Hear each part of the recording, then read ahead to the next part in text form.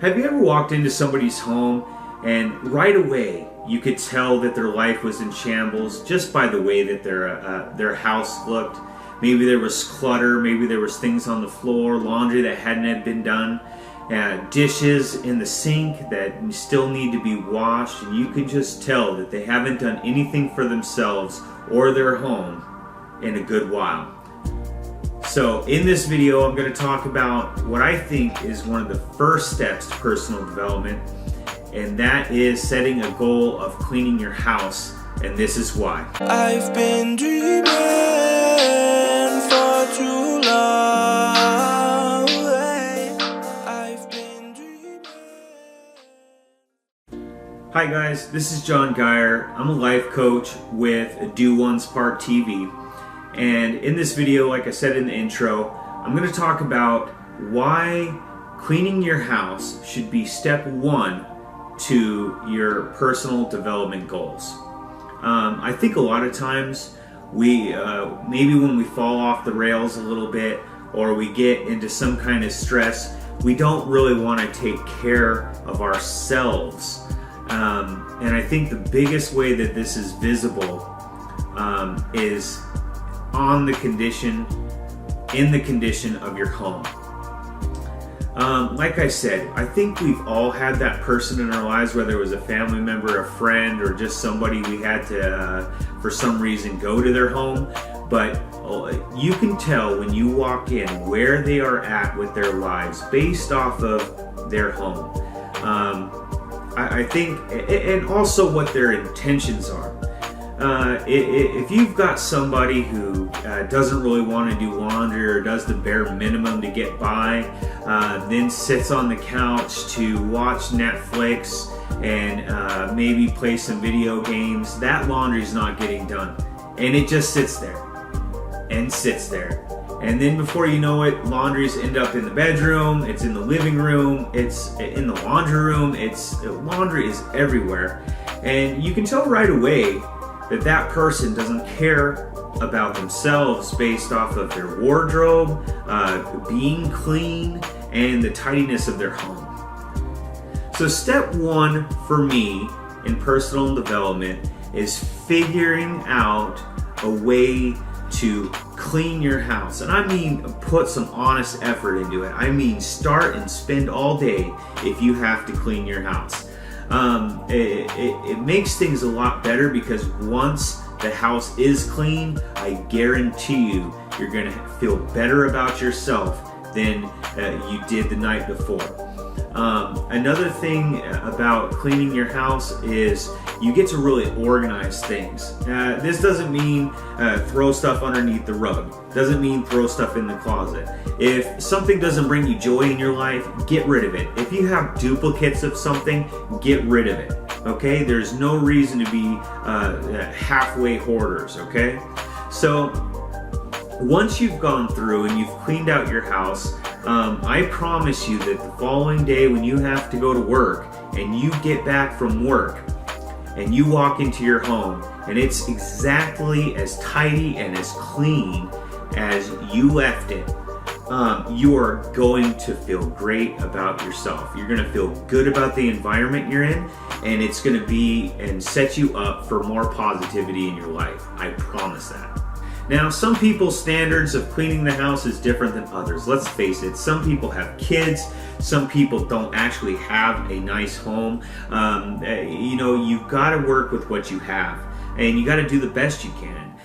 Because obviously not doing the best that you can is resulting in your house being a complete sham. So this will come easier for some than others, and I'm not saying that you can't have a nice home and be super organized in one way and be a complete hot mess in another way.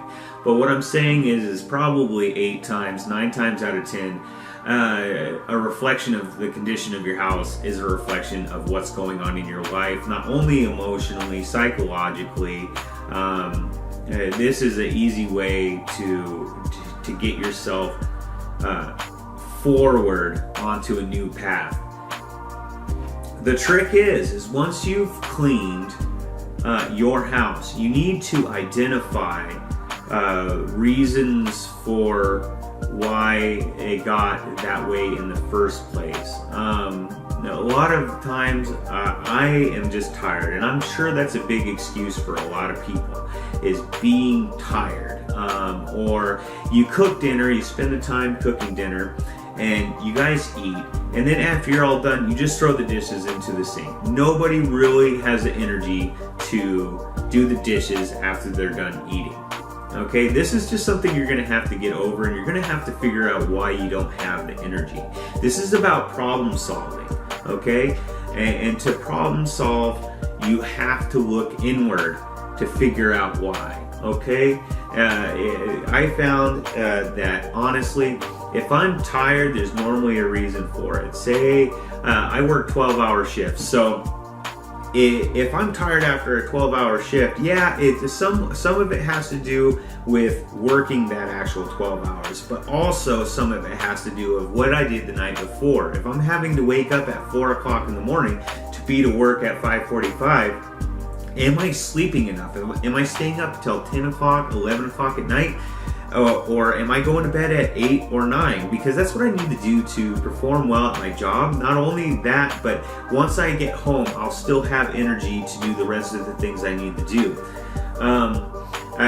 Just troubleshooting like that is some of the best things you can do. Another thing that needs to be mentioned is routine. If you've got something where you're a lot of people online talk about morning routines, bedtime routines, and those are great. And I do think that there's a key of success there. It's kind of proven that if you have some of these more routines and you've got discipline in your life, you're going to be more successful, and you're going to carry that discipline. That's like the military making their beds every morning, plain and simple. A lot of people say, why would I make my bed if I'm just going to get into it and mess it up again? But the truth is when you wake up and you decide to make your bed, that's your first accomplishment of the day, and it also takes 30 seconds, okay? So that's a good way to kickstart into a certain routine. Start small with something like making your bed, and then really dial in your hygiene. Really dial in all these different things that you can do that it may take you a while at first, but the more you do the routine, the quicker it'll be, and then it'll become second nature to you. Once you have the routine down, you're going to find that, and practicing these routines, that your house won't get messy again. And if it does get messy, you take care of it, because that's what you do now. That's your new identity. That's the thing that you are meant to do as the renter or owner of a home. It is your obligation to take care of your surroundings. It's your obligation to take care of your friends and your family and anybody who comes into your home. You see a lot of those things, God bless this home and anybody who enters. You need to do that same kind of thing. You need to really focus on that, so you're taking care of yourself and your family. So that's it, guys. Pretty simple video. I feel if you kind of take this as a first step to personal development, it'll lead you on to better things in personal development, and it'll set you up for success. One, it's not a very hard thing to do. As hard as it feels like it is not hard to clean and straighten out your house, okay? Just gotta do it, okay? And secondly, once you've got your house clean, it'll set you up to feel good about every time you walk in and out of your door, okay? You shouldn't have negative feelings about going home. You shouldn't feel like you need to just deal with it, because that's just the way it is. That's maybe how it's been, but it's not how it's gonna be.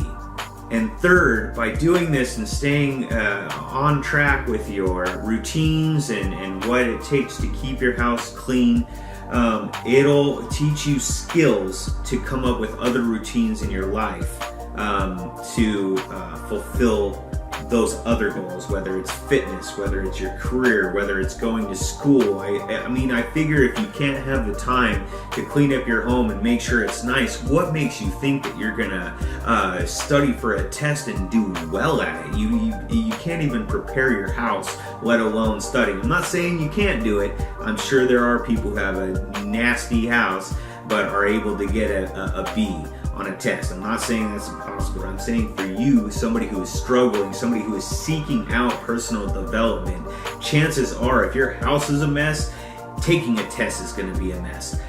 Chances are you go to your work and stuff's going on at work that you don't enjoy, or you don't get along with people the way you should, or anything like that, because people pick up on these subtle things. They might not be in your home, but they know the type of person you are by the way you act and the way you treat others. So that's the 3 steps I have, or the 3 reasons why I believe cleaning your house, spotless, perfect, get it the way you want to live. Treat it like it's your mansion. Treat it like it's your $1 million home that you purchased. Feel good about it, and you'll start feeling good about yourself. Alright guys, if you haven't yet, obviously this is my first video, but go ahead and click subscribe. Leave a comment if this is true to you. Go ahead and like the video if you did. If you didn't, don't worry about it. Thumbs down if you want to, but if you do thumbs down, go ahead and tell me the reasons why, and this is definitely a progress for me.